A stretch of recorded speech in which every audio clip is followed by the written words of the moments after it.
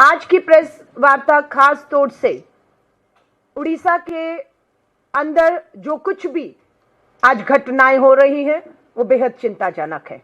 उड़ीसा की धरती पर अभी भाजपा की सरकार को बने हुए लगभग 1 साल इस जून में पूरा हुआ है, लेकिन 11 महीनों का जो सफर रहा है वो उड़ीसा की बहन बेटियों के लिए, महिलाओं के लिए बेहद ही मैं कहूंगी खतरनाक दौर से, एक असुरक्षित माहौल से, हर तरह के अपराध से वो हमारी बेटियां गुजर रही हैं। 11 महीनों की, हर महीने की अखबार की कटिंग मेरे हाथ में है।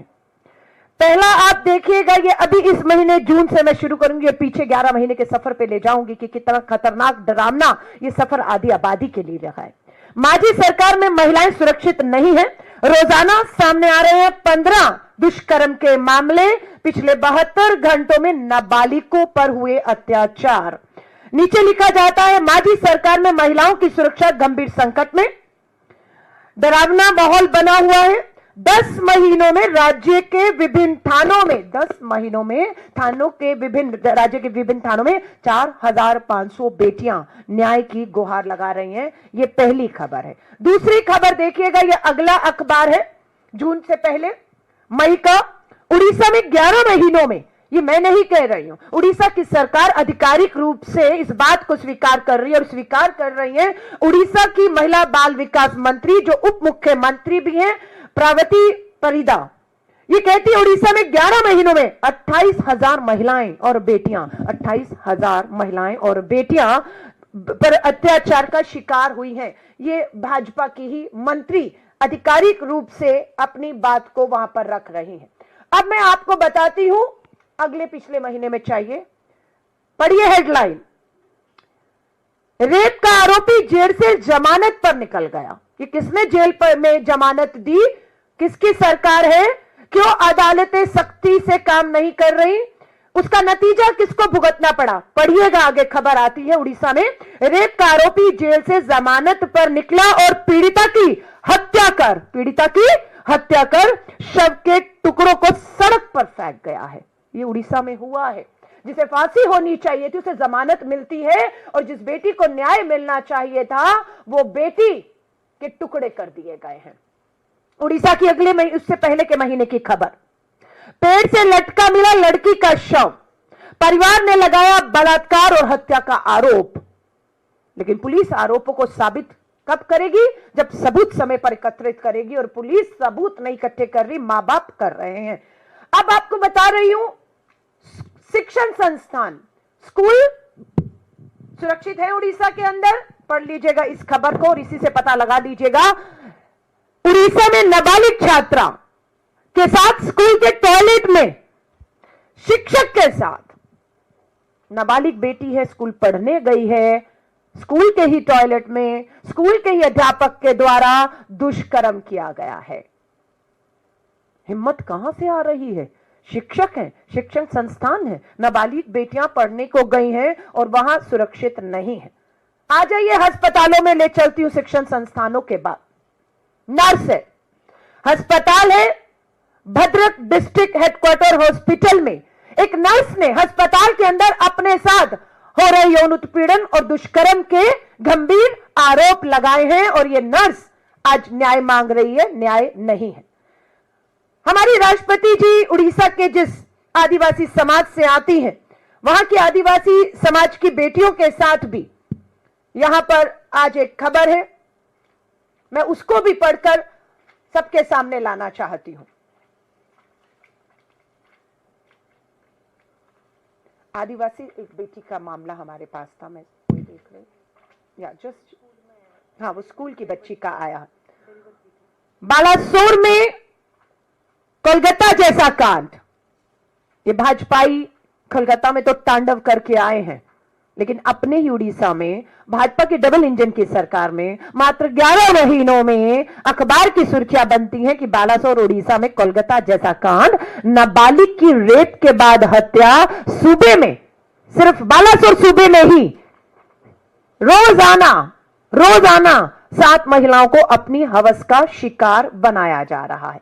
स्कूल देखिए, अस्पताल देखिए, कोई भी जगह देखिए, आपको उड़ीसा में सुरक्षित जो है वो नहीं मिलेगी।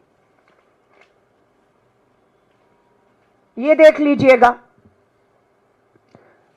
36,000 महिलाएं और 8,400 बच्चियां, नाबालिग बच्चियां क्या है, मिसिंग है। इसे मुद्दा बनाया था भाजपा की सरकार ने। सवाल उस समय की सरकार मुख्यमंत्री से पूछ रहे थे, इनसे पूछिएगा ये 36,000 महिलाएं और 8,400 बेटियां आज भी लापता हैं। पिछले 1 साल में कितनी बेटियों का पता लगाकर भाजपा की डबल इंजन की सरकार ने उन्हें उनके परिवारों तक पहुंचाने का काम किया है। हम वो भी आंकड़े हमारी विधायक ने सदन में पूछे। सदन में हमारी विधायक ने पूछा है कि आप कह रहे हैं कि 11 महीने में 28,000 महिलाओं के साथ अपराध हुआ। हम ये भी पूछना चाहते हैं इस 1 साल में 28,000 में कितनी बेटियों को न्याय मिला और कितनों को आपने फांसी और सूली के तख्तों पर चढ़ाया है। आज दुख से कहना पड़ता है कि उड़ीसा की हमारी दोनों बेटियां कहें, बहन कहें, नेता कहें, जिन्हें राजधानी दिल्ली आने की जरूरत नहीं पड़नी चाहिए थी, लेकिन इस उम्मीद से आई है कि देश के प्रधानमंत्री जी अपने चुनावी प्रचार प्रसार से थोड़ा समय निकालेंगे। तो आप दोनों निवेदन कर चुकी है वहां पर कि प्रधानमंत्री जी समय दीजिए, हम आपसे बात करना चाहते हैं, हम राष्ट्रपति जी से गुहार लगाने के लिए उनसे भी मिलना चाहते हैं। अब देखना होगा कि राजनीति से ऊपर उठकर उड़ीसा की महिलाओं की आधी आबादी की आवाज बनकर जो हमारी 2 बहन बेटियां यहां पर आई हैं नेता, उनको सुना जाता है या फिर वही किया जाएगा। लेकिन हमारा पूरा नेतृत्व उड़ीसा की सड़कों पर पूरी तरह से इस समय आंदोलित है। पुलिस लाठीचार्ज कर रही है, आंसू गैस हो, पानी की बौछार हो, एफआईआर दर्ज हमारे नेताओं पर हो रही है और उन्हें जेल तक भेजने का काम उड़ीसा की सरकार कर रही है।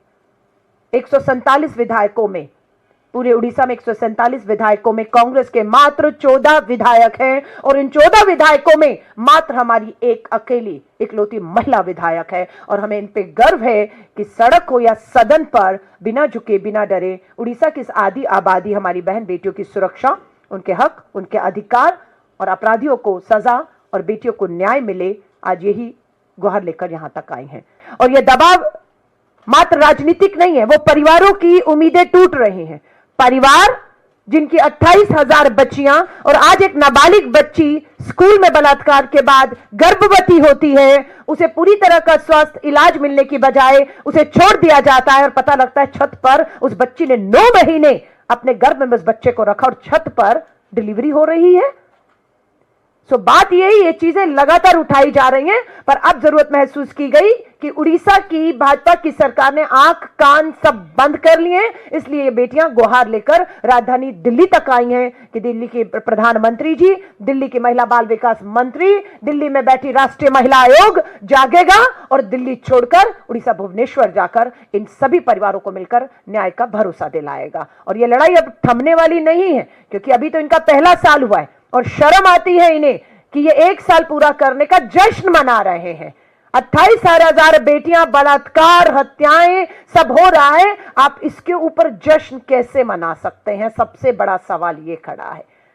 हमारे प्रधानमंत्री जी की ही संवेदनाएं खत्म हो चुकी हैं, मर चुकी हैं, क्योंकि हमने जब देखा, आज जब ये उम्मीद लगा रही थी कि प्रधानमंत्री जी से गुहार लगाएंगे, शायद उनकी इमोशन, उनकी भावनाएं जागेंगी, लेकिन वो प्रधानमंत्री मुझे आज भी याद आ रहा है कि पहलगांव आतंकी हमले के जिसमें 28 लोग शहीद हो गए, उसके मात्र 2 दिन के बाद 22 को हमला होता है, 24 को बिहार में चुनावी रैली में बिहार के मुख्यमंत्री के साथ अटखेलियां कर रहे थे। और आज अभी पिछली 12 तारीख को, आज ठीक 1 हफ्ता हुआ है, गुजरात के अहमदाबाद में प्लेन क्रैश में 300 से अधिक लोगों ने अपनी जान गंवा दी। और आज सही 1 हफ्ते के बाद प्रधानमंत्री नरेंद्र मोदी जी की अटखेलियां करते हुए, ठाके लगाते हुए की तस्वीरें आज हम देख रहे हैं बाहर से जो आ रही हैं। आप सोचिए, अब तो 1 हफ्ता तक नहीं हुआ है, उन परिवारों के भी 13वीं कहते हैं और उसके बाद आंसू नहीं सूखे। और प्रधानमंत्री जी चाहे पहलगांव हो, चाहे अहमदाबाद अटैक के बाद जिस तरह से अटखेलियां लगा रहे हैं,